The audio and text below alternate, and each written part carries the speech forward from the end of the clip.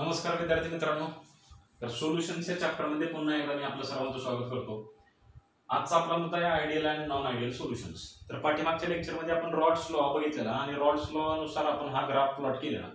तर rods law नुसार आपण हा आपल्याला कसं काय सोल्युशनचा वेपर प्रेशर मोल फ्रॅक्शनशी बदलतो याचा वापर करून आपण काय केलेला, हा ग्राफ प्लॉट केलेला।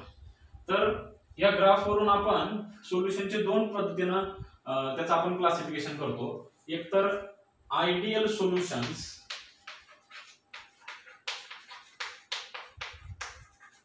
आणि दुसरा non ideal solutions.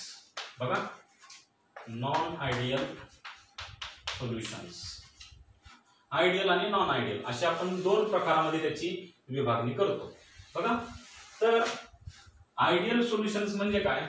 The solutions which ओबे Rod's law over entire range of concentration.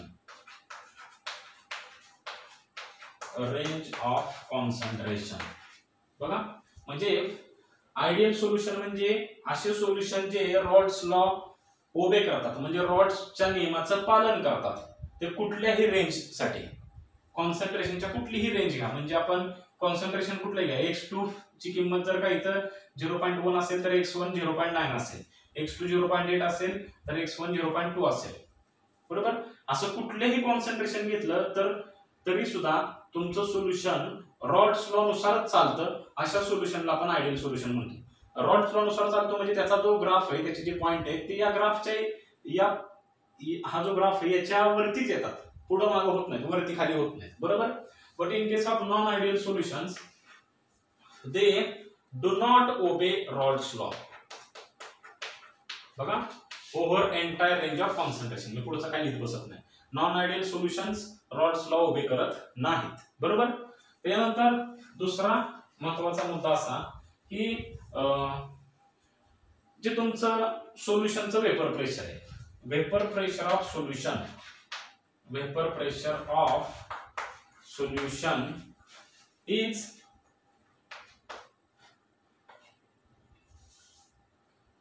always lies between vapor pressure of pure components, म्हणजे तुमचे जे प्युअर कॉम्पोनंट्स आहेत, बघा इथे तुमचा प्युअर A1 आहे, इथे प्युअर A2 आहे। त्या A1 चा वेपर प्रेशर P1 नॉट आहे आणि प्युअर A2 चा वेपर प्रेशर P2 नॉट आहे। या दोघांच्या मध्येच तुमचा सोल्युशनचा वेपर प्रेशर असतो। But in case of non ideal solutions vapour pressure of solution does not lies between vapour pressure of pure components. बघा, म्हणजे नॉन आयडियल सोल्युशनच्या बाबतीमध्ये हे जे तुमचं सोल्युशनचं वेपर प्रेशर आहे, ते सोल्युशनचं वेपर प्रेशर प्युअर कॉम्पोनंटच्या मध्ये नसतं। आता तुम्ही म्हणाल की मी आयडियल सोल्युशनचा ग्राफ काढलाय, पण नॉन आयडियलचा सोल्युशनचा ग्राफ का काढला नाही? तर त्या नॉन आयडियल सोल्युशन मध्ये एक लक्षात घ्या, त्याच्यामध्ये पण दोन प्रकार येतात। त्याच्यामध्ये एक पॉझिटिव्ह डेव्हिएशन येतं आणि निगेटिव्ह डेव्हिएशन येतं। जसं आपण आयडियल सोल्युशन मध्ये काय सांगितलं की सोल्युशनचा वेपर प्रेशर प्युअर कॉम्पोनंटच्या मध्ये असतो, तसा नॉन आयडियलचा मध्ये नसतो। पण मध्ये नसतो म्हणजे नक्की कुठं असतो? एक तर वरती असतो, म्हणजे जास्त असतो, जास्त असला तर पॉझिटिव्ह डेव्हिएशन म्हणतो आणि कमी असेल तर निगेटिव्ह डेव्हिएशन म्हणतो। त्याचे परत दोन ग्राफ येतात, ते आपण पुढे डिटेल मध्ये बघणार आहे। बघा, त्यानंतर तिसरा मुद्दा असा की आयडियल सोल्युशन मध्ये solute interaction are equal to मी असं चिन्ह काढतो, are equal to solute equal to solvent interaction which is again equal to solute solvent interaction। बघा, याच्यामध्ये आयडियल सोल्युशन्स मध्ये समजा आपण असं धरूयात की इथं आपण सॉल्व्हेंट घेतले, सॉल्व्हेंट आपण A1 मानूयात, A1 मध्ये इंटरॅक्शन आहे। सोल्यूट आपण A2 मानूयात, A2 यांच्यामधलं जे इंटरॅक्शन आहे आणि सोल्युशन मध्ये A1 आणि A2 दोन्ही असतील, A1 A2 हे आपण सोल्यूट सॉल्व्हेंट इंटरॅक्शन म्हणूयात. हे सगळे इक्वल असतात. यांची जी ताकद आहे, पॉवर आहे, सॉल्व्हेंट सॉल्व्हेंट सोल्यूट सोल्यूट आणि सोल्यूट सॉल्व्हेंट इंटरॅक्शन, हे तिन्ही इंटरॅक्शनची जी ताकद आहे, पॉवर आहे, ते नियरली काय असतात, इक्वल असतात. बरोबर. But in case of non ideal solutions they are not equal. बघा, आयडियल सोल्युशन्स मध्ये जे तुमचं इंटरॅक्शन असतं, solute solute solvent solvent interaction, बघा हे जवळपास काय असतं, इक्वल नसतं, म्हणजे त्यांच्यामध्ये फरक असतो. बरोबर. हे सिंपल आपण लक्षात येऊ शकतो. बरोबर. चौथा मुद्दा असा की delta V of mixing is equal to 0. Delta V of mixing म्हणजे काय, चेंज इन, डेल्टा व्ही म्हणजे change in volume during mixing process. म्हणजे ज्यावेळी तुम्ही सॉल्व्हेंट मध्ये सोल्यूट टाकणार आहे आणि त्याच्यापासून सोल्युशन तयार करणार आहे, त्यावेळी जो काय तुमचा व्हॉल्यूम मध्ये चेंज होईल तो काय असतो, 0 असतो. म्हणजे व्हॉल्यूम मध्ये बदल होत नाही. आता डेल्टा व्ही ऑफ मिक्सिंग काढायचा एक फॉर्म्युला आहे. Delta V of mixing is equal to volume of solution minus volume of solute plus volume of solvent, असा हा याचा फॉर्म्युला आहे. बरोबर. मग एक लक्षात ठेवा की याच्यामध्ये आयडियल सोल्युशनच्या बाबतीमध्ये काय होतं, तर तुमचा तो असा आपण समजूयात की याचा व्हॉल्यूम 5 लिटर होता, याचा 5 लिटर आहे आणि तयार झाला 10 लिटर. मग सोल्युशनचा व्हॉल्यूम 10 लिटर आहे, 10 मधून आपण काय केलं, 5 अधिक 5 वजा केलं. बरोबर. मग 5 अधिक 5 10 होता, 10 वजा 10 किती आली, 0 आली, 0 आली. म्हणजे डेल्टा व्ही ऑफ मिक्सिंगची व्हॅल्यू किती आली, 0 आली. But in case of non ideal solutions delta V of mixing is not equal to 0. ही जी व्हॅल्यू डेल्टा व्ही ऑफ मिक्सिंगची 0 शी इक्वल नसते. बरोबर. आता 0 शी इक्वल नसते, मग नक्की किती असते, तर it may be greater than 0 or less than 0. जर का 0 पेक्षा जास्त असेल तर त्याला आपण पॉझिटिव्ह डेव्हिएशन म्हणायचं आणि लेस दॅन 0 असेल तर निगेटिव्ह डेव्हिएशन म्हणायचं. हे आपण पुढे बघूयात. त्याच्यानंतर पाचवा मुद्दा असा की delta H of mixing is equal to 0. Delta H of mixing म्हणजे डेल्टा म्हणजे चेंज, एच म्हणजे हीट फंक्शन आणि मिक्सिंग म्हणजे मिक्सिंग करण्याच्या प्रोसेस मध्ये. आपण सोल्यूट आणि सॉल्व्हेंट ज्यावेळी मिक्स करतो त्यावेळी लक्षात घ्या त्याच्यामध्ये जो चेंज इन हीट आहे, बरोबर, त्याला आपण चेंज इन एन्थाल्पी म्हणतो थर्मोडायनामिक्सच्या भाषेमध्ये. ते आपल्याला पुढे शिकायचं डिटेलमध्ये. ती किती असते, 0 असते. म्हणजे कुठल्याही पद्धतीची हीट चेंज होत नाही. But in case of non ideal solutions delta H of mixing is not equal to 0. म्हणजे ही मिक्सिंग प्रोसेस मध्ये होणारी जी चेंज आहे, हीट मधला जो चेंज आहे तो 0 शी इक्वल नसतो, तो काहीतरी असतो. ग्रेटर दॅन 0 असतो किंवा लेस दॅन 0 असतो. ग्रेटर दॅन 0 असेल तर पॉझिटिव्ह डेव्हिएशन म्हणतो आपण, लेस दॅन 0 असेल तर निगेटिव्ह डेव्हिएशन म्हणतो. बरोबर. आता याच्यावरती आपण नॉन आयडियल सोल्युशनचे परत आपण 2 प्रकार पडतो बघा. एक तर पॉझिटिव्ह डेव्हिएशन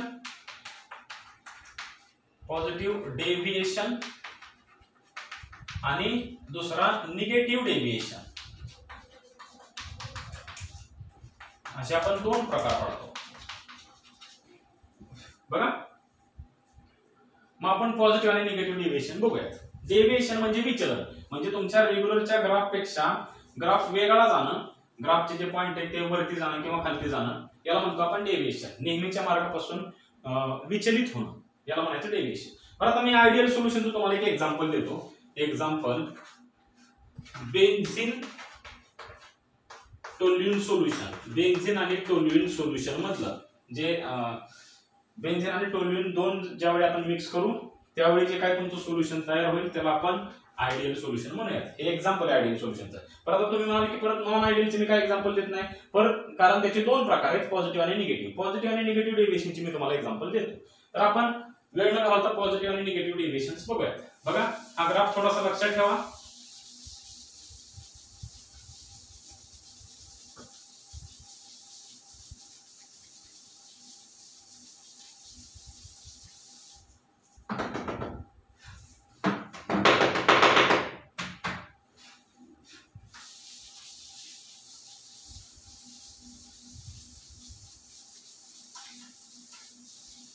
बघा, तर आपण सगळ्यात पहिलं बघूयात, इकडं एका बाजूला घेऊयात आपण पॉझिटिव्ह डेव्हिएशन्स आणि दुसऱ्या बाजूला घेऊयात निगेटिव्ह डेव्हिएशन्स. बरोबर.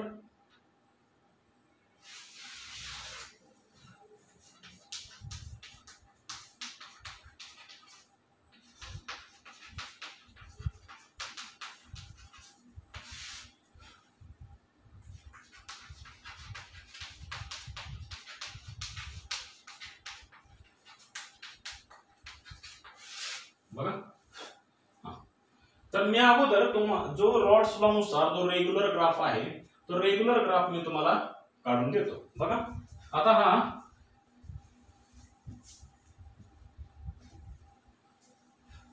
रेग्युलर रॉड्स लॉचा ग्राफ कसा आहे बघा, हा असा ग्राफ आहे. आता याच्यामधल्या टर्म्स मी सगळ्या तुम्हाला डिटेल मध्ये सांगणार नाही, कारण अगोदर आता 2 मिनिटापूर्वी हा ग्राफ मी तुम्हाला डिटेल मध्ये काढून दिलता, तो तुम्ही समजून घ्या व्यवस्थित. बघा, फक्त मी इथं P1 नॉट, P2 नॉट आणि इथं वेपर प्रेशर, इकडं मोल फ्रॅक्शन असा ग्राफ आहे. हा total vapour pressure PT = P1 + P2 असं आपण काढतो. किंवा हे पण मी काढत नाही, उगाच आपल्याला ग्राफ जास्त मोठा करायचा नाही. हे पीटीचा ग्राफ आहे असं मी म्हणतो. PT इन शॉर्ट मध्ये मी काढतो. बरोबर, हा आपला नेहमीचा ग्राफ आहे. बरोबर. आता हा जो ग्राफ आहे मी डॉट डॉट डॉट लाईन काढतो ऍक्च्युली. बघा,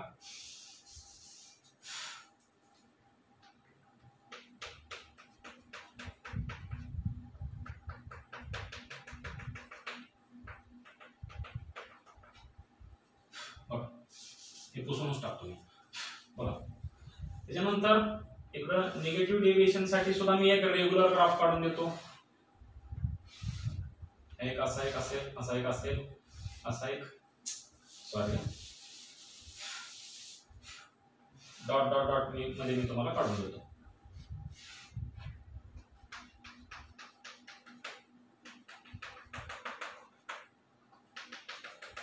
हा P1 नॉट आहे, हा P2 नॉट आहे. त्यानंतर हा मोल फ्रॅक्शन वर्सेस आपण वेपर प्रेशर आपण ग्राफ प्लॉट केलेला आहे. बघा, हे दोन्ही रॉड्स लॉच्या नियमानुसार चालणारे ग्राफ आहेत. मग आपण डेव्हिएशन मध्ये काय होतं ते आपण पुढे बघणार आहे. आता बघा, एक तर पहिली गोष्ट की हे पॉझिटिव्ह डेव्हिएशन आणि निगेटिव्ह डेव्हिएशन दाखवणारे जे सोल्युशन्स आहेत हे दोन्ही कोणाचे प्रकार आहेत, नॉन आयडियल सोल्युशनचे प्रकार आहेत. बघा, तर आपण इथं काय म्हणायची गरज नाही, ते does not obey Raoult's law, this also does not obey Raoult's law, दोन्ही सुद्धा रॉड्स लॉ ओबे करत नाही. त्याच्यामुळे हा काय मुद्दा आपण पॉइंट ऑफ डिफरन्स मध्ये घेण्यात काय अर्थ नाही. आपण डायरेक्ट दुसऱ्या मुद्द्यापासून सुरू करू. बरोबर. आता त्याला आपण पहिला मुद्दा बघू. तर ऍक्च्युली नॉन आयडियलचे हे दोन प्रकार आहेत. बरं, नॉन आयडियल मध्ये vapour pressure of solution does not lies between vapour pressure of pure components. तुमचं जे टोटल सोल्युशनचं वेपर प्रेशर आहे, हा टोटल सोल्युशनचा ग्राफ आहे. बघा, मी इथं पॉइंट काय लिहिलेलं नाही. हे जे टोटल वेपर प्रेशर आहे ते कोणापेक्षा दोन प्युअर कॉम्पोनंटच्या मध्ये नसतं. बरोबर. मग ते कमी असू शकतं किंवा जास्त असू शकतं. मग जर का ते जास्त असेल, बघा, it is known as the positively deviated. म्हणजे पॉझिटिव्ह डेव्हिएशन मध्ये काय असतं लक्षात घ्या की vapour pressure of solution is greater than vapor pressure of pure components. Pure components पेक्षा वेपर प्रेशर काय असतं सोल्युशनचं जास्त असतं. बरोबर. आणि प्युअर जर का तुमचं सोल्युशनचं वेपर प्रेशर जास्त आहे तर पार्शियल वेपर प्रेशर सुद्धा जास्त असलं पाहिजे. सिंपल गोष्ट आहे. हे पार्शियल वेपर प्रेशर सुद्धा जास्त असलं पाहिजे. बघा, रॉडचे डॉट डॉट दाखवले तर रॉडच्या नियमानुसार, आणि हे आपलं आहे ते आपला रेग्युलर आपला सोल्युशनचा ग्राफ आहे पॉझिटिव्ह डेव्हिएशनचा. बरोबर. आता आपण इकडे नॉन निगेटिव्ह डेव्हिएशन कडे येतो. निगेटिव्ह डेव्हिएशन मध्ये ऍक्च्युअली काय असतं याच्याबरोबर उलट, vapour pressure of solution is less than vapour pressure of pure components. Pure components पेक्षा याचा वेपर प्रेशर कमी असतो, म्हणजे हा वेपर प्रेशर असा काहीतरी कमी येईल. बघा, प्युअर कॉम्पोनंट पेक्षा करेस्पॉन्डिंग इथं जर तुम्ही बघितला तर ह्याच्यापेक्षा कमी येईल. बघा, आता मग टोटल वेपर प्रेशर जर कमी आहे तर पार्शियल वेपर प्रेशर सुद्धा कमी असलं पाहिजे, अशी ग्राफ इथे पाहिजे. आता पुढे बघा, दुसरा महत्वाचा मुद्दा की आपण नॉन आयडियल सोल्युशन मध्ये बघितलेलं की सोल्यूट सोल्यूट सोल्यूट सॉल्व्हंट आणि सॉल्व्हंट सॉल्व्हंट इंटरॅक्शन हे इक्वल नसतात. बर, मग ते इक्वल नसतात म्हणजे एकामध्ये पॉझिटिव्ह डेव्हिएशन मध्ये ऍक्च्युअली असतात कमी असतात आणि निगेटिव्ह मध्ये जास्त असतात, उलट असतं. बघा आता हे कसं मी तुम्हाला थोडंसं एक्सप्लेन करून सांगतो. हे जे तुमचं सोल्युशनचं वेपर प्रेशर आहे ते जास्त आहे. ते जास्त कशामुळे, तर मी तुम्हाला 1-2 मिनिटांमध्ये समजून सांगतो हे कशामुळे असतं. बघा, कारण पॉझिटिव्हली डेव्हिएटेड सोल्युशन्स मध्ये solute solute solute solute solute solvent यांच्यामधलं जे इंटरॅक्शन आहे या इंटरॅक्शन पेक्षा सोल्यूट सॉल्व्हेंटचं इंटरॅक्शन काय असतं, कमी असतं चिन्ह. बघा आता तुम्ही म्हणाल की इथं डेव्हिएशन पॉझिटिव्ह आहे म्हणजे सोल्यूट सॉल्व्हेंटचं इंटरॅक्शन काय पाहिजे, जास्त पाहिजे, तर असं नाही. मी सांगतोय ते पुढे लक्ष द्या की कशा पद्धतीनं हे इंटरॅक्शन कमी असतं. बघा, तर मी तुम्हाला जसं आता सांगितलेलं की हे समजा आपण एक प्युअर कॉम्पोनंट घेतलेला आहे, A1 हा कॉम्पोनंट घेतलेला आहे, A1 आणि A1 याच्यामध्ये इंटरॅक्शन आहे, इथं A2 आणि A2 याच्यामध्ये इंटरॅक्शन आहे. ते दोन्ही मिक्स केले कॉम्पोनंट आपण सोल्युशन तयार केलं तर A1 आणि A2 यांच्यामध्ये इंटरॅक्शन तयार होईल.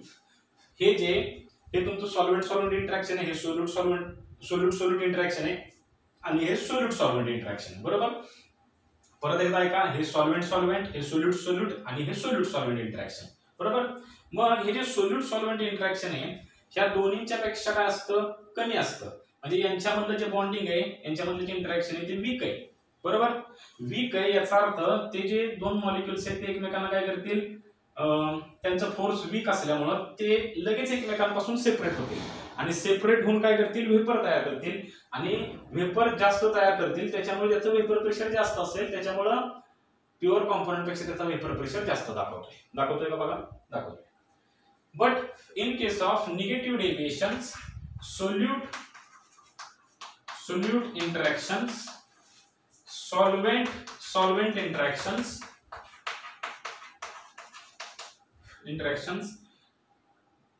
पेक्षा solute solvent interaction काय असतं, जास्त असतं. इथे लक्षात घ्या, इथे समजा तुमचा हा काय सॉल्व्हेंट आहे A1 त्यानंतर हा काय सोल्यूट आहे A2 आणि नंतर हा सोल्युशन आहे A1 आणि A2. बघा याच्यामधलं जे फोर्स ऑफ अट्रॅक्शन आहे ते स्ट्रॉंग आहे. बघा हे सॉल्व्हेंट हे सोल्यूट आणि हे सोल्यूट सॉल्व्हेंटचं फोर्स ऑफ अट्रॅक्शन काय जास्त आहे, चिन्ह बघा. मग हे जास्त असल्यामुळं हे सोल्यूट आणि सॉल्व्हेंटचे मॉलिक्युल्स एकमेकांना जास्त ताकदीने पकडून ठेवतील, जास्त पॉवरने पकडून ठेवतील आणि पॉवरने पकडून ठेवल्यामुळे लक्षात घ्या ते दोन मॉलिक्युल्स एकमेकांपासून इझिली सेपरेट होणार नाहीत, सहजासहजी वेगळे होणार नाहीत आणि वेगळे झाले नाही तर त्यांची वेपर लवकर तयार होणार नाही आणि वेपर जर लवकर तयार झाले नाही तर कमी वेपर तयार होईल आणि कमी वेपर तयार झाल्यामुळे कमी वेपर प्रेशर येईल. त्याच्यामुळे याचा वेपर प्रेशर कमी आलाय का बघा, आलेला आहे कमी. बरोबर, त्यानंतर तिसरा मुद्दा असा की delta V of solution is, याच्यामध्ये डेल्टा व्ही ऑफ सोल्युशन काय असतं, नॉन आयडियल. बघा हे दोन्ही नॉन आयडियलचे प्रकार आहेत आणि नॉन आयडियल मध्ये डेल्टा व्ही ऑफ मिक्सिंग कसं असतं, नॉट इक्वल टू 0. बरोबर, मग पॉझिटिव्हली डेव्हिएशन मध्ये delta V of solution is greater than 0. बरोबर, डेल्टा व्ही ऑफ सोल्युशन काय असतो, ग्रेटर दॅन 0 असतो.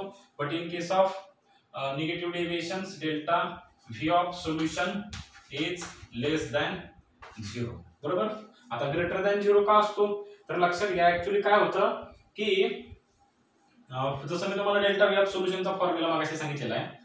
डेल्टा व्ही ऑफ सोल्युशन कसा करतो आपण, सोल्यूट मधून सॉल्व्हेंट आणि सोल्युशनच्या व्हॉल्यूम मधून मी डायरेक्ट तुम्हाला फॉर्म्युलाच लिहितो.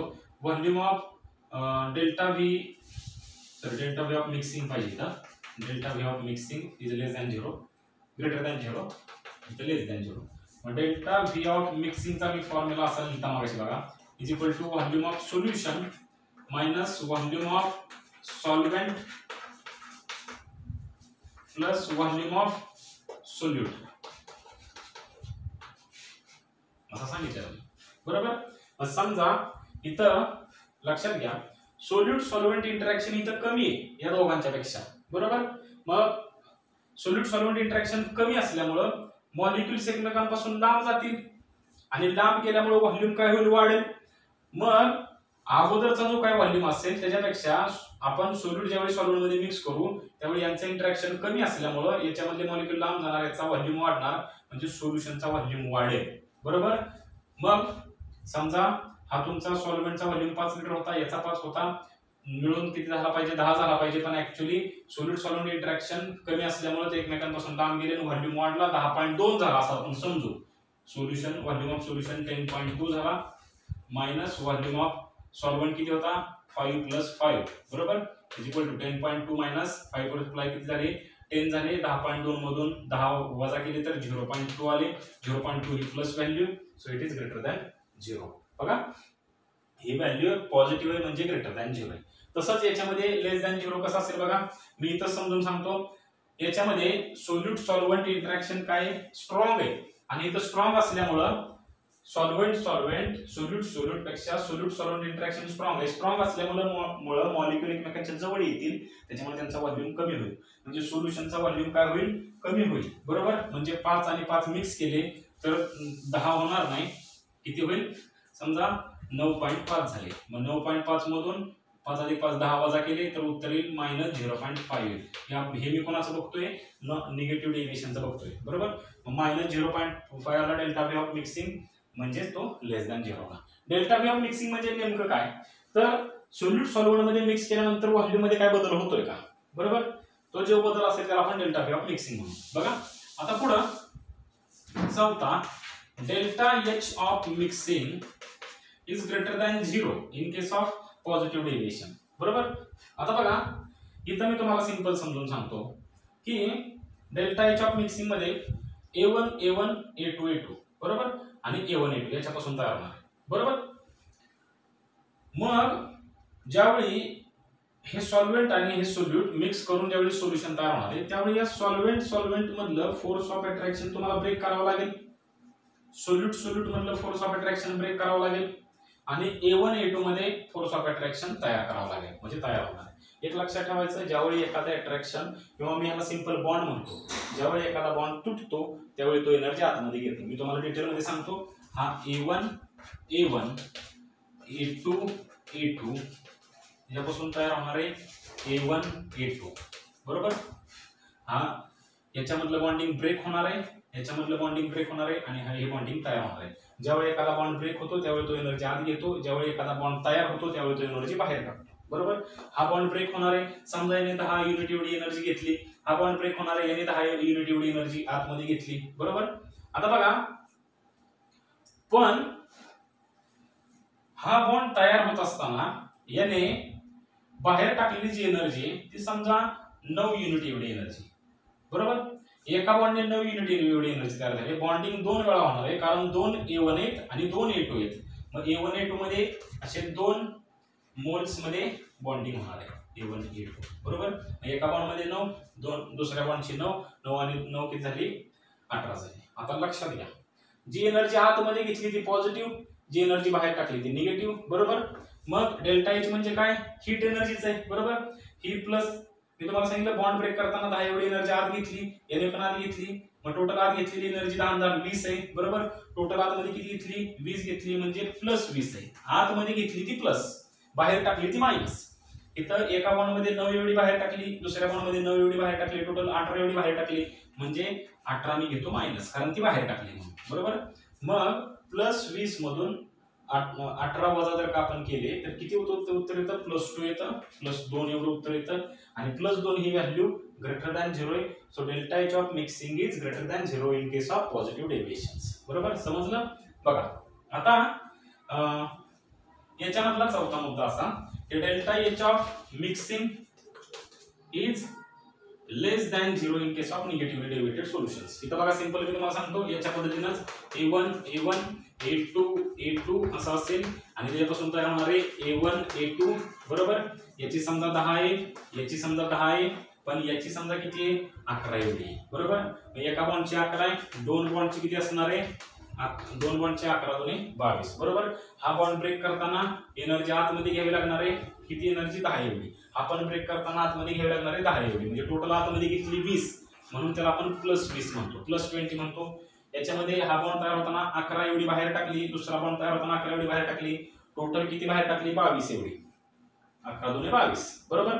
मग बाहेर टाकली म्हणून मी त्याला -22 असं म्हणतो. -22 आणि +20 किती आले -2 आले. आणि ही जी -2 ची जी व्हॅल्यू आहे ती काय <0 आहे म्हणून डेल्टा एच ऑफ मिक्सिंग ची किंमत -2 आली. -2 म्हणजे <0 आहे so delta H of mixing is <0 in case of negative deviation. बघा आता हे समजलं असेल तर या व्हॅल्यूचा वगैरे स्क्रीनशॉट घ्या तुम्हाला जरा समजायला सोपं जाईल. आता याची मी तुम्हाला एक्झाम्पल्स देतो बघा. याची एक्झाम्पल्स इथेनॉल ऍसिटोन पॉझिटिव्ह डेव्हिएशनचे example CS2 carbon disulphide acetone is also example of positive deviation बरोबर. निगेटिव्ह डेव्हिएशनचं एक्झाम्पल आहे ऍसिटोन क्लोरोफॉर्म CHCl3 त्याचा फॉर्म्युला. आणि दुसरा फिनॉल ॲनिलीन. ही एक्झाम्पल तुम्ही पाठ करून टाका परीक्षेमध्ये तुम्हाला मल्टिपल चॉईसला वगैरे विचारते बघा. अशा पद्धतीने हे पॉझिटिव्ह आणि निगेटिव्ह डेव्हिएशन सोल्युशन्स आपण बघितले. आता बघा एक छोटासा पॉइंट आहे 2 मिनिटांमध्ये मी तुम्हाला सांगतो. तो पॉइंट असा आहे की कॉम्पोजिशन ऑफ वेपर. 2 मिनिटांमध्ये हा पॉइंट होऊ शकतो. Composition of vapour.